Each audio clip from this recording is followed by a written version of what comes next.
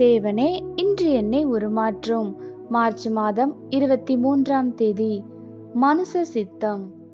உங்கள் சித்தமே உங்களுக்குள் இருக்கும் பலமான சக்தி. காரியங்களை தெரிந்து கொண்டு தீர்மானங்களை எடுக்கும் திறனை நமக்கு அளிப்பது நம் சித்தமே. மனித ஆத்மாவின் முக்கிய அமைப்பாகிய இது ஒரு மனிதனின் வாழ்க்கை பாதையையும் திசையையும் பெருமளவில் பாதிக்கக்கூடிய ஒன்று. உங்கள் வாகனத்தை நீங்கள் ஓட்டும் போது உங்கள் சித்தம் விரும்பும் வழியில்தான் செல்வீர்கள். சரியான பாதையில் செல்வீர்கள் என்றால் இலக்கை அடைவீர்கள். இல்லை என்றால் தவறான வழியில் சென்று எரிபொருளையும் நேரத்தையும் வீண் செய்து ஏமாற்றத்தோடு இலக்கை அடையவில்லையே என்ற வேதனையில் இருக்கிறீர்கள்.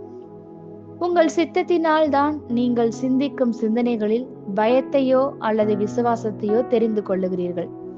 உங்களின் தெரிந்து கொள்ளுதலின் விளைவாகத்தான் உங்கள் கற்பனைகளும் பரிசுத்தமானவைகளாகவோ அசுத்தமானவைகளாகவோ அமையும். அர்த்தமுள்ள கூற்று ஒன்று உண்டு: உங்கள் சிந்தனைகளில் ஜாக்கிரதையாயிருங்கள், அவைகள்தான் வார்த்தைகளாக மாறும். உங்கள் வார்த்தைகளில் ஜாக்கிரதையாக இருங்கள், அவைகள்தான் செய்கைகளாக மாறும்.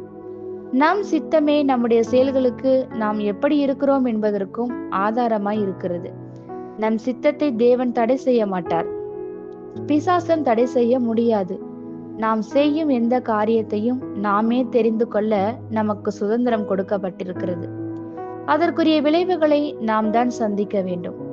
ஆகவேதான் நாம் தெரிந்து கொள்ளும் விஷயங்களை குறித்து அதிக ஜாக்கிரதையாய் இருக்க வேண்டும். நேபுகாத்நேச்சாரின் திருக்கான பெருமையான சித்தம் அவனுக்கு ஆக்கினையை கொண்டு வந்தது.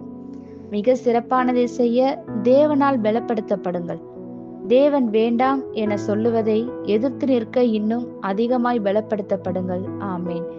இந்த வார்த்தைகளினால் நீங்கள் ஆசிர்வதிக்கப்பட்டீர்கள் என்று நாங்கள் நம்புகிறோம்.